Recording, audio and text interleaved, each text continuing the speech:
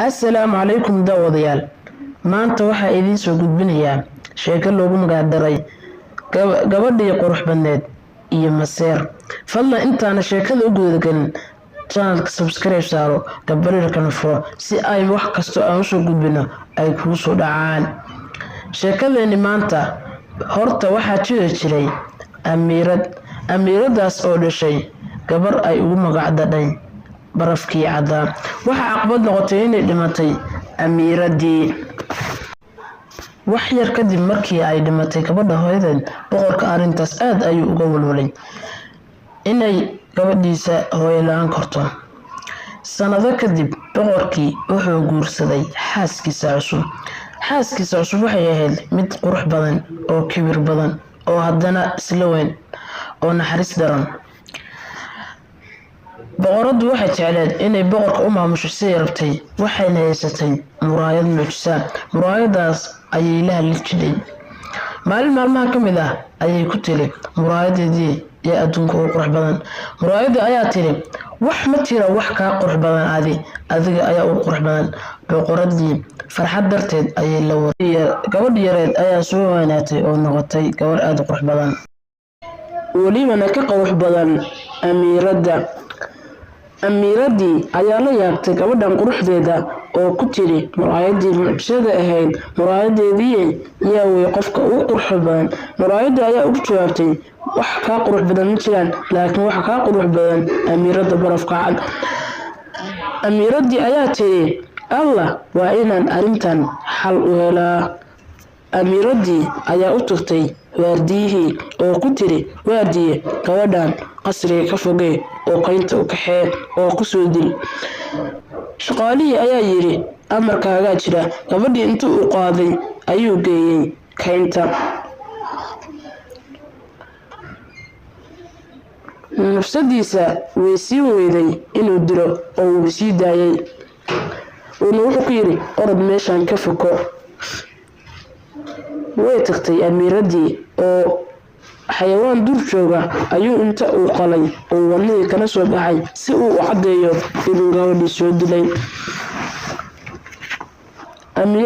amiiradii ayaa faraxday. amiiradii barafka cadeen say u ordisay ayuu gabalku ku noqday gabal dhac. si ay u socotay ayay ku soo aadantay guri oo si kale u dhisan. way gargadaacday oo tartiib u tiri, yaa jooga. cidna uma jawaabin. aayar bay albaabkii iska soo riixday. mise waxayba aragtay cunto diyaarsan oo kala kacsan. cuntadii ayay u gashay oo fadhiisatay. cuntadii ayay ku bilowday oo way cuntay. cunis iyo cabid kadib way seexatay. markay seexatay ayaa guriga ilaa waxaa lahaa 7 fargaab oo walaala ayay gurigiiba soo galeen.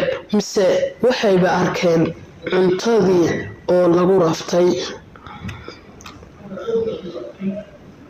mid ka mid ah ayaa wuxuu yiri, yaa cunay ani rootigayga. mid kalena wuxuu yiri, yaa cunay ani buskudkayga. midna wuxuu yiri, yaa cunay qudaarteedii. midna wuxuu yiri, warkaa sariirteeda waa la hurdaa. way soo kaceen kurti ool.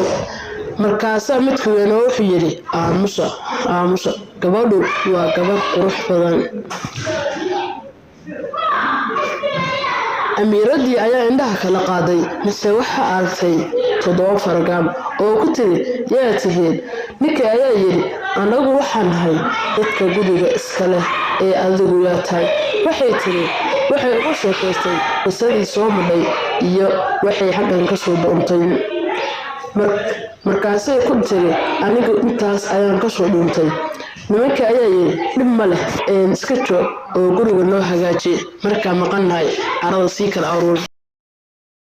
waxay ku tiri, wax kastoo gurigaan ku saabsan diyaar ayaan u ahay. subaxdii dambe, kooxdii fargaabyaasha ahaa waxay aadeen shaqadoodii. mid ka mid ah ayaa amiiradii ku yiri, iska taxadar, waa sii tagnaa, albaabka cidnaha ka furin. boqoradii ayaa mar kale muraayadeedii la hadashay oo tiri, yaa ugu qurux badan.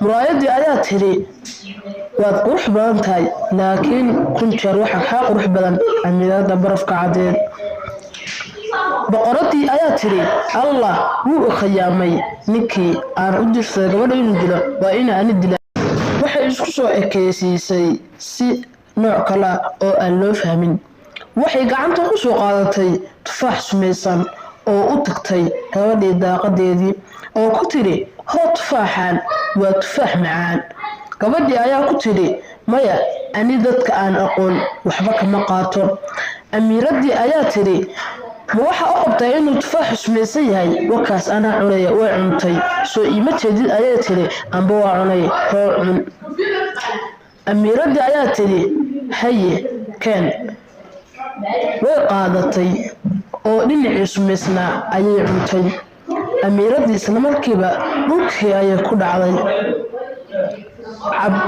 cabbaar markii laga joogay kooxdii fargaabyasha ayaa imaaday waxayna arkeen amiiradii oo dhulka taala waxayna u maleeyeen inay dhimatay waxayna ku rideen naxash oo way qaadeen maalmaha ka mid ah ayaa boqorkii tuulada ka tirsan jiray imaaday oo ku yiri ani isiga gabadhan ana rabe saawax ku dhaheen waa gabadh dhimatay labadii nin oo waday naxashka ayaa mid ka mid ah kufay sidaasna gabadhii amiiradii ahayd ayuu tufaaxi afka ka soo baxay sumaysnaa boqorkii ayaa arkay oo yiri waa maxay tufaaxan sumaysnaa kuwii ayaa yiri waxa uu maleynayaa inay boqoradii khiyaantay amiirkii ayaa yiri hadda kadib ma arki doontid wax shida ah aniga ayaa la joogay amiirkii iyo amiiradii way aqal galeen oo ay waxay dhigteen xaflad boqoradii ayaa maqashay in amiiradii wali nooshahay oo timid meeshii ay ka dhacsay xafladda waxay aragtay amiiradii oo faraxsan boqoradii ayaa naxdin la suuxday oo la yaabtay farxadeeda shaqaalayaashii amiirka ayaa boqoradii ka qaaday dhulka oo geeyay xabsiga ileen waa boqorad xaasisana waxay isku darsatay arxandaro iyo maseer amiirkii amiiradii halkaas waxa uga bilaabmay nolol aad u fiican asxaabteeda qaaliga intaas ayaan ku soo gabagabeeyay sheekadeena hadi xasuusiyo kanalkeena subscribe ta saar kambalelkana furo